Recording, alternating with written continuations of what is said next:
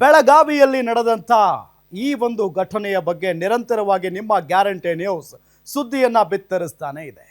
ಒಂದು ಕಾರ್ಖಾನೆಯಲ್ಲಿ ಇನಾಮದಾರ್ ಕಾರ್ಖಾನೆಯಲ್ಲಿ ಬಾಯ್ಲರ್ ಸ್ಫೋಟಗೊಂಡು 7 ಜನ ಸತ್ತು ಹೋಗಿದ್ದಾರೆ. 7 ಜನ, ನಿನ್ನೆ 3 ಜನ, ಇವತ್ತು 4 ಜನ. ಇಷ್ಟೆಲ್ಲ ಆದರೂ ಕೂಡ ಪೊಲೀಸರು ಏನೂ ಕ್ರಮ ತೆಗೆದುಕೊಂಡಿರಲಿಲ್ಲ. ಯಾವಾಗ ಗ್ಯಾರಂಟಿ ನ್ಯೂಸ್ ಇದರ ಬಗ್ಗೆ ಧ್ವನಿಯನ್ನ ಎತ್ತೋ ಈಗ ಸಂಬಂಧಪಟ್ಟಂತ 3 ಜನರ ಮೇಲೆ FIR ದಾಖಲಾಗಿದೆ. ಆದರೆ ಬೆಳಗಾವಿಯ ಜಿಲ್ಲಾಧಿಕಾರಿಗಳ ಗಮನಕ್ಕೆ ಈ ವಿಚಾರ ಇರಲಿಲ್ವಾ ಅನ್ನೋ ಒಂದು ಪ್ರಶ್ನೆಯನ್ನ ಗ್ಯಾರಂಟಿ ನ್ಯೂಸ್ ಮಾಡಿತ್ತು. ಬೆಳಗಾವಿ ಉಸ್ತುವಾರಿ ಮಂತ್ರಿಗಳೇ ಮಿಸ್ ಮಾಡದೆ ಈ ಸುದ್ದಿಯನ್ನ ನೀವು ನೋಡಿ. ಬೆಳಗಾವಿ ಜಿಲ್ಲಾಧಿಕಾರಿಗಳೇ, ಇದು ನಿಮ್ಮ ಜಿಲ್ಲೆಗೆ ಸಂಬಂಧಪಟ್ಟಂತ ಸುದ್ದಿ. ಬೆಳಗಾವಿ ಜಿಲ್ಲಾ ಪೊಲೀಸ್ ವರಿಷ್ಠಾಧಿಕಾರಿಗಳೇ, ನೀವು ನೋಡಲೇಬೇಕಾದಂತ ಸುದ್ದಿ ಇದು. ಯಾಕೆ, ಏನು, ಎತ್ತ, ಯಾಕೆ ಇಷ್ಟೊಂದು ಗಂಭೀರತೆಯನ್ನ ಪಡ್ಕೊಂಡಿದೆ ಈ ಸುದ್ದಿ ಅಂತ ಅಂದ್ರೆ 7 ಜನ ಸತ್ತೋಗಿದಾರ್ರಿ. ಅದೇನೋ ಒಂದು 40, 50, 70, 80 ವಯಸ್ಸಿನವರಲ್ಲ, 26, 28 ವಯಸ್ಸಿನ ಹುಡುಗರು ಸತ್ತು ಹೋಗಿದ್ದಾರೆ. ಇನಾಮದಾರ್ ಸಕ್ಕರೆ ಕಾರ್ಖಾನೆ ನಿರ್ಲಕ್ಷ್ಯಕ್ಕೆ 7 ಮಂದಿ ಬಲಿಯಾಗಿದ್ದಾರೆ. ಕುದಿಯೋ ಕಬ್ಬಿನ ಹಾಲಿನ ಕಂಟೈನರ್ ಬ್ಲಾಸ್ಟ್ ಆಗಿ ಅಮಾಯಕರು ಬಲಿಯಾಗಿದ್ದಾರೆ. 7 ಮಂದಿ ಅಮಾಯಕ ಕಾರ್ಮಿಕರ ಸಾವಿಗೆ ಯಾರು ಹೊಣೆ? ಇದೇ ಕಾರ್ಖಾನೆಯಲ್ಲಿ ನಿನ್ನೆ 3 ಜನ, ಇವತ್ತು 4 ಜನ ಸಾವನ್ನಪ್ಪಿದ್ದಾರೆ. ಸ್ಥಳೀಯ ಶಾಸಕ ಮಹಾಂತೇಶ್ ಕೌಜಲಗಿ ಅವರೇ, ನಿಮಗೆ ಗೊತ್ತೇ ಇಲ್ವಾ ಈ ವಿಚಾರ? ಕಿತ್ತೂರು ಶಾಸಕ ಬಾಬಾ ಸಾಹೇಬ್ ಪಾಟೀಲ್ ಅವರೇ, ಏನ್ ಮಾಡ್ತಾ ಇದ್ದೀರಿ? ನಿಮ್ಮ ಗಮನಕ್ಕೆ ಬಂದೇ ಇಲ್ವಾ ಈ ವಿಚಾರ? 7 ಜನ ಬಲಿಯಾಗಿದ್ದಾರೆ. ಇಡೀ ಮನೆಗೆ, ಅವರವರ ಕುಟುಂಬಗಳಿಗೆ ಆಧಾರ ಸ್ತಂಭವಾಗಿದ್ದಂತ ಹುಡುಗರು ಬಲಿಯಾಗಿದ್ದಾರೆ. ನಿಮ್ಮದೇ ಫ್ಯಾಕ್ಟರಿಯಲ್ಲಿ ಕೆಲಸ ಮಾಡ್ತಾ ಇದ್ದಂತ ಹುಡುಗರು ಬಲಿಯಾಗಿದ್ದಾರೆ. ಫ್ಯಾಕ್ಟರಿ ಮಾಲೀಕರು ಪ್ರಭಾಕರ್ ಕೋರೆ ಅವರು ಸಹಭಾಗಿತ್ವ ಇದೆ, ಸಹ ಮಾಲೀಕತ್ವ ಇದೆ ಈ ಫ್ಯಾಕ್ಟರಿಗೆ, ಈ ಕಾರ್ಖಾನೆಗೆ. ವಿಕ್ರಮ್ ಇನಾಮದಾರ್ ಅವರು ಕೂಡ ಈ ಕಾರ್ಖಾನೆಯ ಮಾಲೀಕರಲ್ಲಿ ಒಬ್ಬರು. ಯಾರಾದ್ರೂ ಹೋಗಿ ಅವರ ಕುಟುಂಬಸ್ಥರಿಗೆ ಧೈರ್ಯ ತುಂಬುವಂತ ಕೆಲಸ ಮಾಡಿದ್ದೀರಾ? ಇಲ್ಲ. ಇದರ ಜೊತೆಗೆ ಜಿಲ್ಲಾಧಿಕಾರಿಗಳು ಈ ಬಗ್ಗೆ ಮಾತಾಡಿದಾರಾ? ಇಲ್ಲ. ಪೊಲೀಸ್ ವರಿಷ್ಠಾಧಿಕಾರಿಗಳು ಮಾತಾಡಿದಾರಾ? ಇಲ್ಲ. ಬೆಳಗಾವಿಯ ಉಸ್ತುವಾರಿ ಸಚಿವರು ಮಾತಾಡಿದಾರಾ? ಇಲ್ಲ. ಯಾಕೆ? ಈ 7 ಜೀವಗಳಿಗೆ ಬೆಲೆ ಇಲ್ವಾ? ಇನ್ನು ಒಬ್ಬ ಬದುಕುಳಿದಿದ್ದಾನೆ.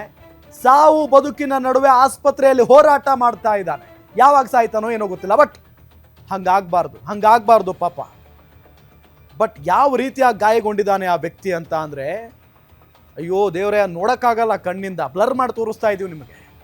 ಕುದಿಯೋ ಕಬ್ಬಿನ ಹಾಲು ಜಸ್ಟ್ ಕಾಲ್ ಮೇಲೆ ಹಾಕೊಳ್ಳಿ, ಗೊತ್ತಾಗುತ್ತೆ ಮಾಲೀಕರುಗಳು. ಆ ಸಂಕಟ, ಆ ನೋವು ಗೊತ್ತಾಗ್ಬೇಕು ನಿಮ್ಮಂಥವ್ರಿಗೆಲ್ಲ. ಹಣದಾಯಿಗಳು ನೀವೆಲ್ಲ. ಯಾಕೆ ಅಂತ ಅಂದ್ರೆ, ನಿಮ್ಗೋಸ್ಕರ ದುಡಿತಾ ಇದ್ದಂಥ ಪಾಪ ಹುಡಿ ಕಾಸಿಗಾಗಿ ದುಡಿತಾ ಇದ್ದಂಥ ಕಾರ್ಮಿಕರು ಸತ್ತೋಗಿದಾರಲ್ಲ, ಅವರ ಕುಟುಂಬಸ್ಥರ ನೋವು ನಿಮ್ಗೆ ಗೊತ್ತಾಗಲ್ಲ. ಸ್ವಲ್ಪ ಕುದಿಯೋ ಕಬ್ಬಿನ ಹಾಲನ್ನ ಕಾಲ್ ಮೇಲೆ ಹಾಕೊಳ್ಳಿ, ಗೊತ್ತಾಗುತ್ತೆ ಹೆಂಗಿರುತ್ತೆ ಪರಿಸ್ಥಿತಿ ಅಂತ. ನಿಮ್ಮ ಫ್ಯಾಕ್ಟರಿಯಲ್ಲಿ ಕಂಟೈನರ್ ಬ್ಲಾಸ್ಟ್ ಆಗಿ ಅಮಾಯಕರು ಬಲಿಯಾಗಿದಾರಲ್ಲ, ಯಾರಾದ್ರೂ ಇದ್ರ ಬಗ್ಗೆ ಮಾತಾಡಿದ್ದೀರಾ ಇದುವರೆಗೂ? ಅವ್ರ ಕುಟುಂಬಸ್ಥರ ಬಗ್ಗೆ ಯೋಚನೆ ಮಾಡಿದ್ದೀರಾ? ಯಾರ್ಯಾರು ಮಾತಾಡಿಲ್ಲ. ದೊಡ್ಡವರ ಒಡೆತನದ ಇನಾಮದಾರ್ ಕಾರ್ಖಾನೆಯಲ್ಲಿ ಆಗಿದ್ದೇನು ಹಾಗಾದ್ರೆ ಅಸಲಿಗೆ?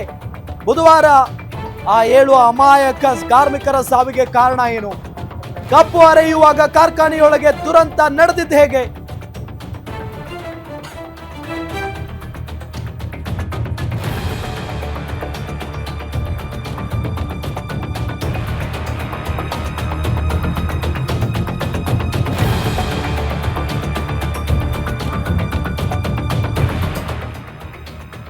ಗ್ಯಾರಂಟಿ ನ್ಯೂಸ್ನಲ್ಲಿ ಸಾವಿನ ಸಕ್ಕರೆ ಕಾರ್ಖಾನೆಯ ಕಂಪ್ಲೀಟ್ ಡೀಟೇಲ್ಸ್. ನಿನ್ನೆ ಮಧ್ಯಾಹ್ನ ಕಬ್ಬು ಅರೆಯುವಾಗ ಬಾಯ್ಲರ್ ವಾಲ್ ಸಮಸ್ಯೆಯಾಗಿತ್ತು. ಕುದಿಯುತ್ತಿರುವ ಕಬ್ಬಿನ ಹಾಲು ತುಂಬಿದ್ದ ದೊಡ್ಡ ಬಾಯ್ಲರ್ ಅದು. ಬಾಯ್ಲರ್ ವಾಲ್ ಅನ್ನ ಸರಿಪಡಿಸ್ತಾ ಇದ್ದಂತ ಕಾರ್ಖಾನೆಯ ಕಾರ್ಮಿಕರು ಯಾವುದೇ ಸೇಫ್ಟಿ ಇಲ್ಲದೆ ವಾಲ್ಟ್ ಸರಿಪಡಿಸ್ತಾ ಇದ್ರು ನೋಡಿ ಕಾರ್ಮಿಕರು. ಯಾವುದೇ ಸೇಫ್ಟಿ ಮೆಜರ್ಮೆಂಟ್ಸ್ ಇಲ್ಲ.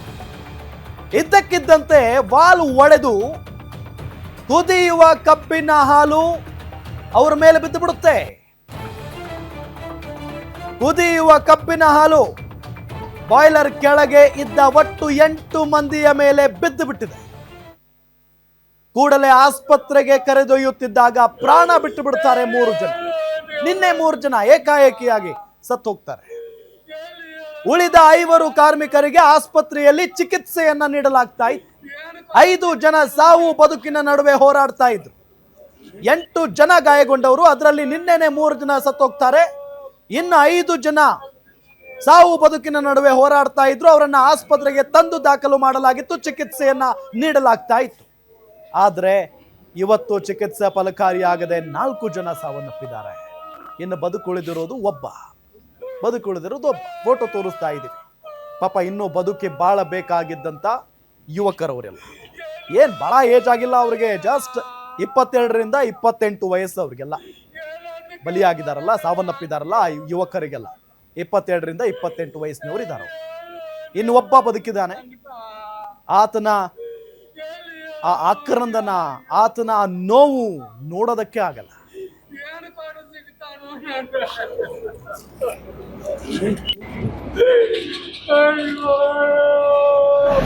ಈಗ ಮೆಕ್ಯಾನಿಕಲ್ ಅಂತ ಉತ್ತರ ಹೋಗಿದ್ರಿ ಸರ್, ಅದೇನೋ ಬಾಯ್ಲರ್ದಾಗ ನೋಡಿ ಸರ್, ನಮ್ಗೇನು ಗೊತ್ತಿಲ್ಲ ಅದು ಏನಾಗಿ ಆಗೇತ್ರು ಏನೋ ಗೊತ್ತಿಲ್ರಿ.